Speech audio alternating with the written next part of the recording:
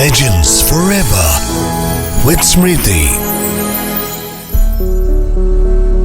खुशामदीद, स्वागत है जब हम करते हैं फिल्मी दुनिया के लेजेंड्स के नाम, जो हमारे लिए कहलाते हैं लेजेंड्स फॉरएवर। और मैं हूं स्मृति।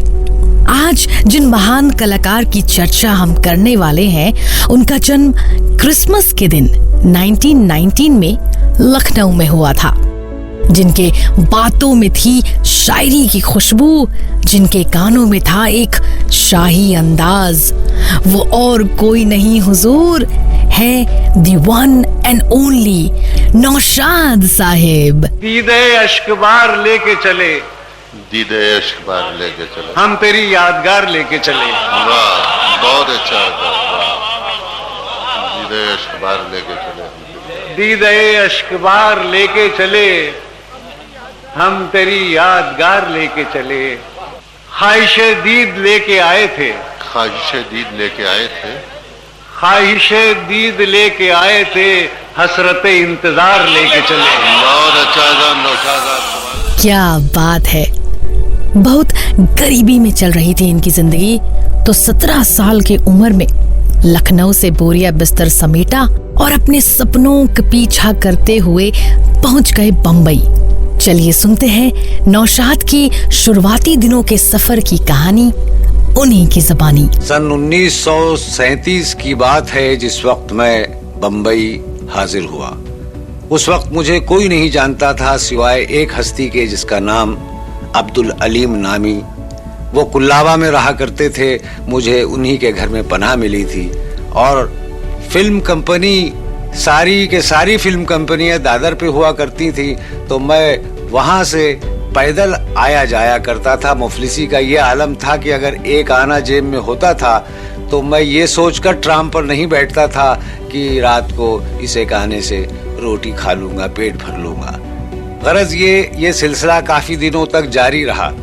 दादर ब्रॉडवे सिनेमा के सामने एक जनरल स्टोर वाला था, जो कि मेरा हमवतन निकला। उसने मुझे ये ऑफर दी, ये दावत दी कि भाई आप इतनी दूर से आते जाते हैं रोज पैदल, क्यों ना अपना पेटी बिस्तर मेरी दुकान पर रख दिया कीजिए। गरज ये मैंने अपना पेटी बिस्तर उसकी दुकान पर रखना शुरू कर दिया। और शाम को गर्मी बड़ी होती थी तो मैं फुटपाथ पर अपना बिस्तर लगा लिया करता था। और जब बारिश आ जाती थी तो उस बिल्डिंग, यानी जिसका नाम शिवाजी भवन था, उसके सीढ़ी के पैसेज में अपना बिस्तर बिछा दिया करता था। और उस बिल्डिंग में एक उस जमाने की मशहूर व मारूफ हीरोइन रहा करती थी, जो कि मेरे सर के ऊपर से आया जाया करती थी। और मैंने अपना फिल्मी कैरियर भी उसी की फिल्म से शुरू किया था। और उसकी फिल्म का नाम था कंचन और उस हीरोइन का नाम था लीला चिटनिस। गरज ये मैं उन अंधेरों से ब्रॉडवे सिनेमा की रोशनियां देखा करता था और दिल ही दिल में सोचा करता था, पता नहीं ये रोशनियां मेरे नसीब का हिस्सा कब बनेंगी। गरज ये जमाना गुजरता गया और एक वक्त वो आया कि मेरी फिल्म बैजू बावरा ने उस ब्रॉडवे सिनेमा में सिल्वर जुबली मनाई। वहाँ के मालिकान ने मुझे एजाज देने के लिए बुलाया। मेरे साथ फिल्म के डायरेक्टर विजय भट्ट साहब भी थे।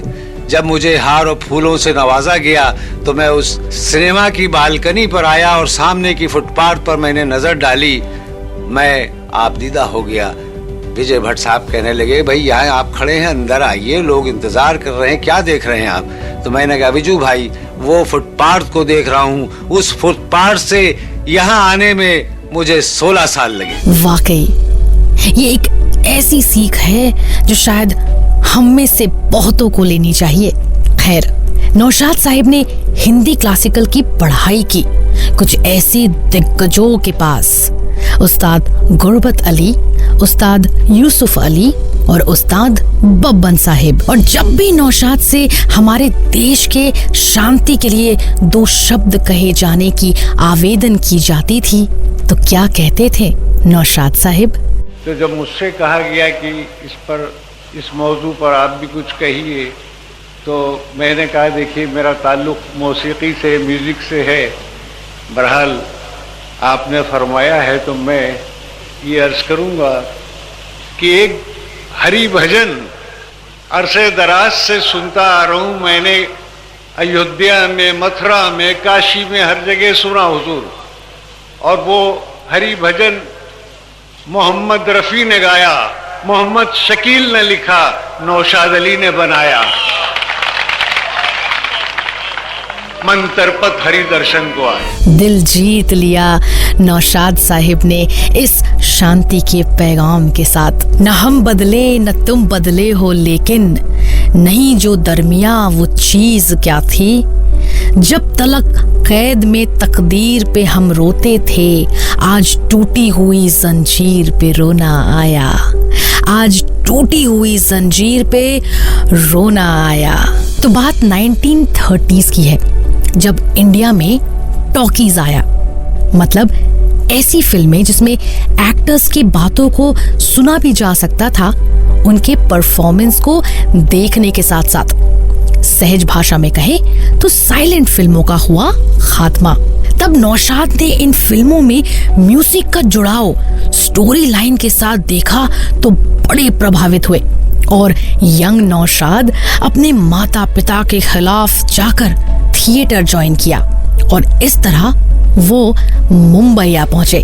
और जब अपने करियर के उड़ान के लिए स्ट्रगल कर रहे थे तो ब्रॉडवे थिएटर के पास ही सड़क के फुटपाथ पर सोया करते थे नौशाद साहिब। और एक दिन ऐसा आया कि उसी ब्रॉडवे थिएटर में नौशाद साहिब के म्यूजिक की गूंज चारों तरफ सुनाई दे रही थी। जब नौशाद साहिब से पुराने जमाने के म्यूजिक के बारे में पूछा गया तो क्या कहा उन्होंने? मेरा जहाँ तक ख्याल है, मैं अगर उन हजरात का नाम लूं तो जायज़ है और मेरे ख्याल से ये ईमानदारी की बात होगी।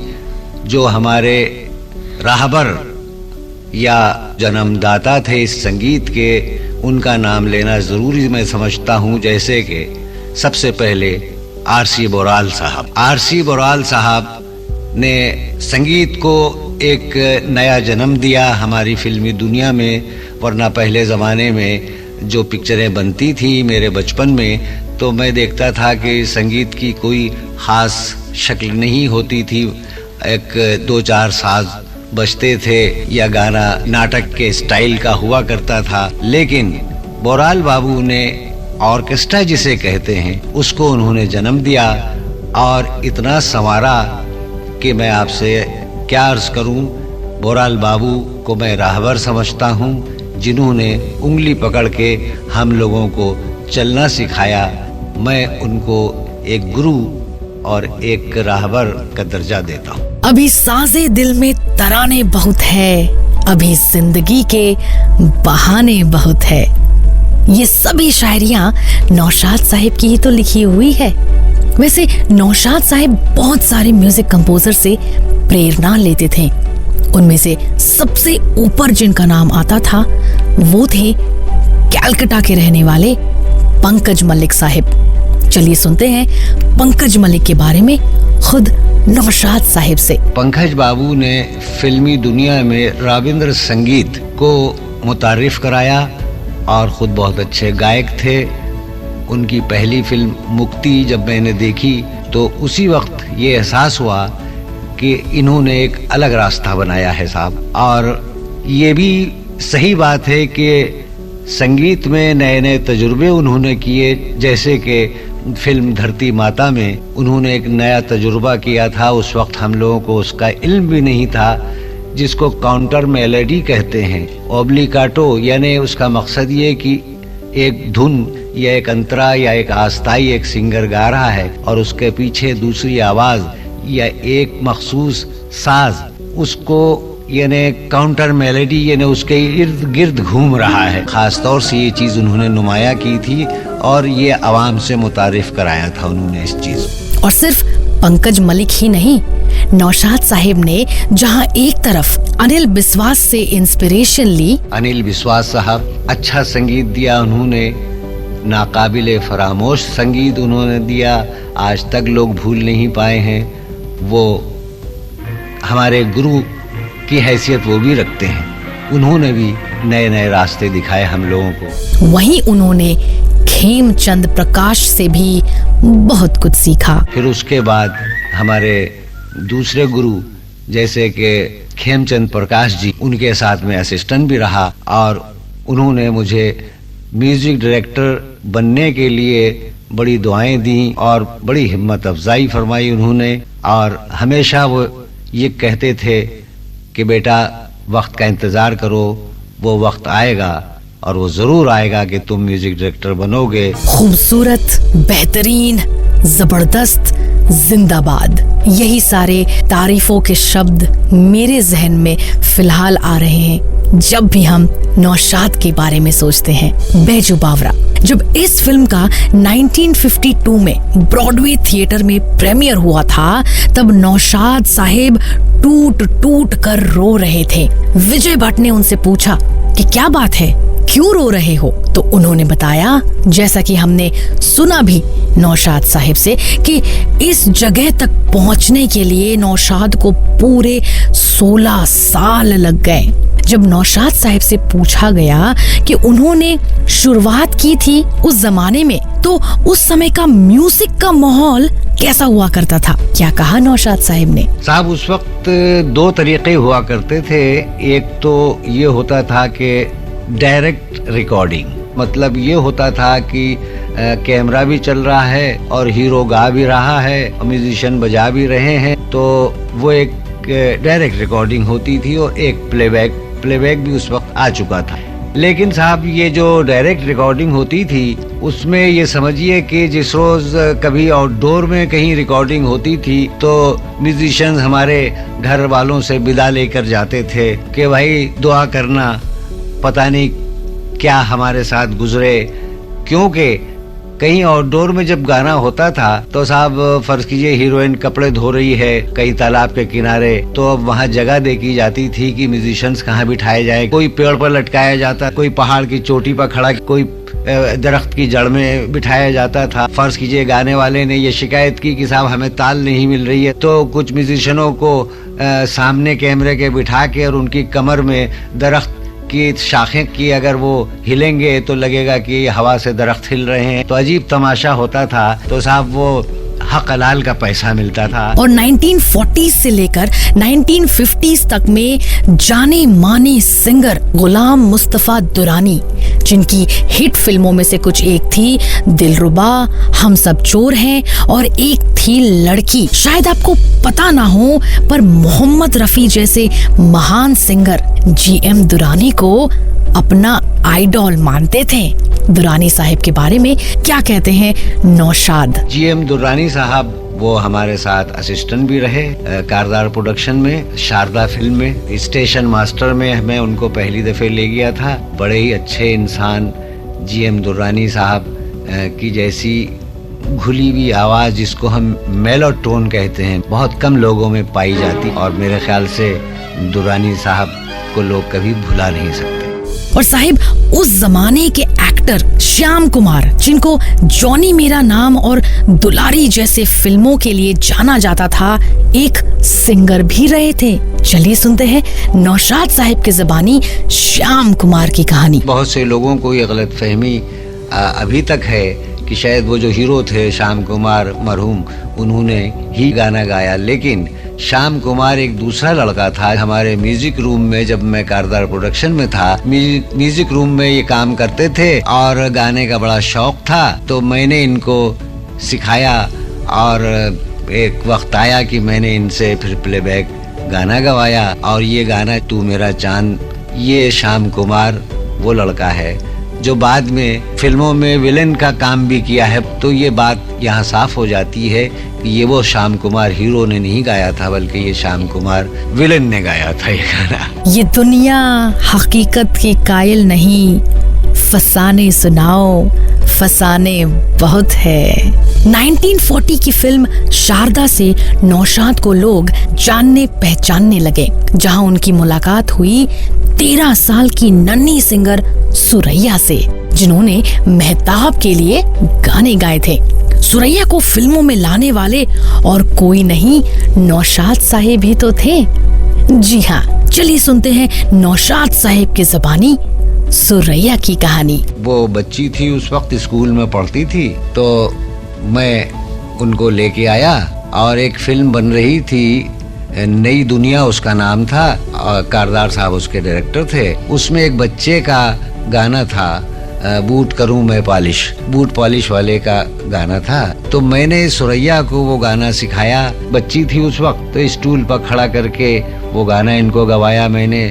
उसके बाद फिर ये प्लेबैक सिंगर हमारे साथ बनी, और मेहताब जिन जिन फिल्मों में उस जमाने में काम करती थी, यही उनका प्लेबैक दिया करती थी। लोग ये समझते थे मेहताब खुद ही गा रही हैं, चूँकि आवाज इस कदर मिलती थी उनसे। फिर वो खुद हीरोइन भी बनी और बहुत अच्छा काम किया, नाकाबिले फरामोश, आज तक लोग उनको भुला नहीं सके हैं। क्या बात है। रतन नाम की फिल्म आई जो 1944 में रिलीज हुई, जिसने नौशाद को आसमां का रास्ता दिखाया, और इसी फिल्म की वजह से नौशाद उन दिनों अपने फिल्मों के म्यूजिक के लिए 25,000 चार्ज करने लगे थे। बड़े बड़े सितारों को मकाम तक पहुंचाने वाले नौशाद साहिब इंस्ट्रूमेंटल रहे मोहम्मद रफी को भी फिल्मी दुनिया में लाने के लिए, और उसके साथ साथ हमें दिया उमा देवी द सिंगर को। अगर आप सोच रहे हैं कि ये उमा देवी कौन है, तो साहिब अगर आपने उन दिनों की कॉमेडी क्वीन टुनटुन के बारे में सुना है, उनके एक्टिंग को देखा है, तो बता दूं आपको कि टुनटुन ही थी उमा देवी, जो एक कमाल की सिंगर भी थी।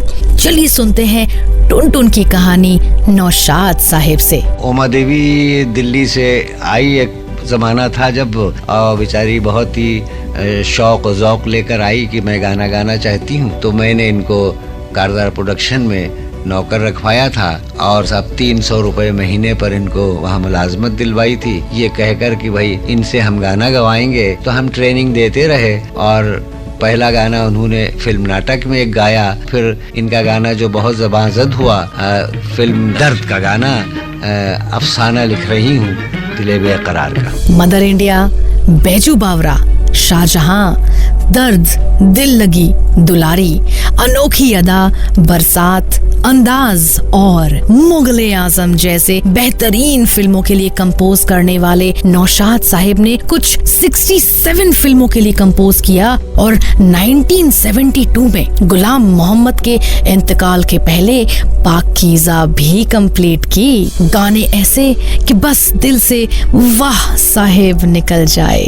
के.एल. सहगल जो एक जाने माने कलाकार थे फिल्मी दुनिया की, इन्होंने बहुत सारे सुपर डुपर हिट गाने दिए। इनके बारे में क्या कहते हैं नौशाद साहिब? एक नाम जो कि रहती दुनिया तक लोग फरामोश नहीं कर सकेंगे, जिसके लिए मैंने अर्ज किया था, सदाएं मिट गई सारी, सदाएं साज बाकी है, अभी दुनियाए मौसीकी का कुछ एजाज बाकी है, जो नेमत दे गया है तू वो नेमत कम नहीं सहगल, जहां में तू नहीं लेकिन तेरी आवाज बाकी है।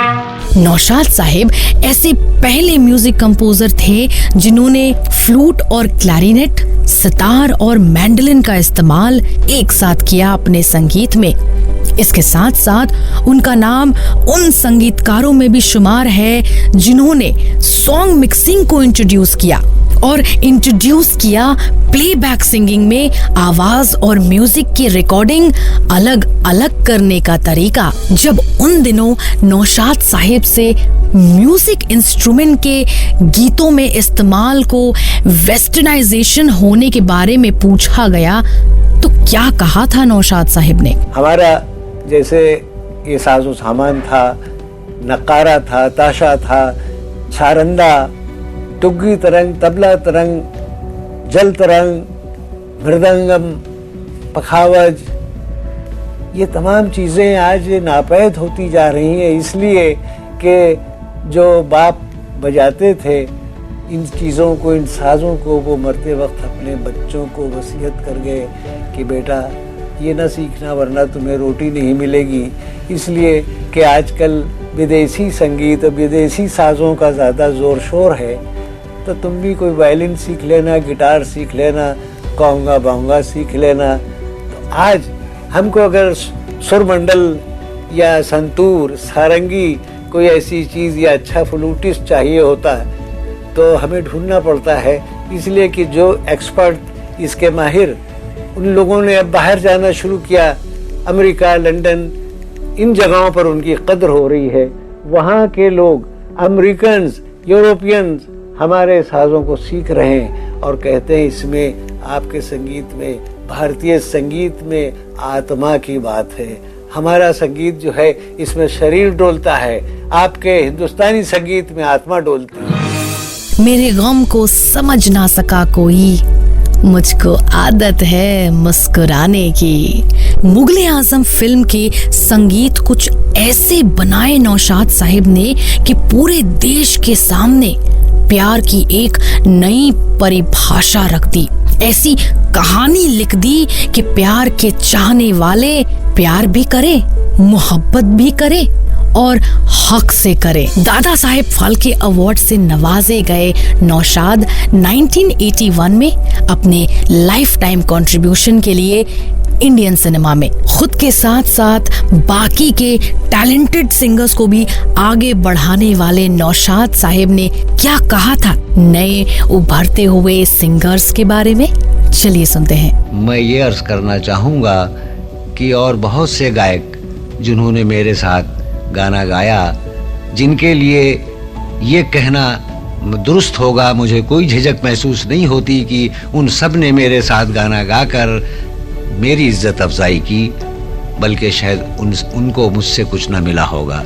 जैसे कि जोराबाई अंबाले वाली, नसीम अख्तर या शमशाद बेगम। और एक ऐसा समय आया जब नौशाद के गीत रुक से गए। क्यों खामोश हो गए नौशाद? चलिए सुनते हैं उन्हीं की ज़बानी। जिस किस्म का संगीत आप फिल्म बैजू बौरा, शबाब, अंदाज, अमर, मुग़ल आज़म जैसी फिल्मों में सुन चुके हैं, वैसा संगीत मैं आज भी दे सकता हूं। लेकिन उस तरह का संगीत पसंद करने वाले प्रोड्यूसर्स या तो इस दुनिया में नहीं रहे, और या जो हैं भी वो अपनी अपनी उलझनों में ऐसे जकड़े हुए हैं कि पूछिए मत। ताली एक हाथ से नहीं बल्कि दोनों हाथ से बजती है। हमारे आज के प्रोड्यूसर्स हमसे कहते हैं कि हमारी जनता आज इसी किस्म का संगीत पसंद करती है और हमको भी इस शोरगुल का साथ देना चाहिए। अब आप ही फरमाइए कि इसमें कसूर किसका है, हमारा या जनता का? ये हमारे देश की जनता का फर्ज है कि वो उस किस्म के संगीत को बढ़ावा दे जैसा कि उसने फिल्म बैजू बौरा, शबाब, उड़न खटोला, अमर, अंदाज जैसी फिल्मों में सुना था। मैं तो जनता को हमेशा वही संगीत देता रहा। मैं तो जनता के लिए हमेशा उसी किस्म का संगीत तैयार करता रहा जिसकी जड़ें हमारे देश की मिट्टी में हैं। मैं उस संगीत की हिफाजत आज भी किसी अमानत की तरह कर रहा हूं। जनता मांगे तो सही, देखिए मैं जनता की अमानत कितनी ईमानदारी से जनता को वापस करता हूं। और इनकी आखिरी फिल्म थी 2005 में रिलीज हुई ताजमहल। ठोकरे खाइए, पत्थर भी उठाते चलिए, आने वालों के लिए राह भी बनाते चलिए। कुछ ऐसे मिजाज के थे नौशाद साहिब। 5 मई 2006 को मुंबई में कार्डियक अरेस्ट के वजह से मृत्यु हो जाती है इनकी। दुनिया कहीं जो बनती है मिटती जरूर है, पर्दे के पीछे कोई ना कोई जरूर है। एक उम्र हुई ये सोच के हम जाते ही नहीं गुलशन की तरफ, तुम और भी याद आओगे हमें जब गुल कोई खिलता देखेंगे। हमेशा हमेशा के लिए याद रहेंगे आप नौशाद साहिब। सलाम, प्रणाम।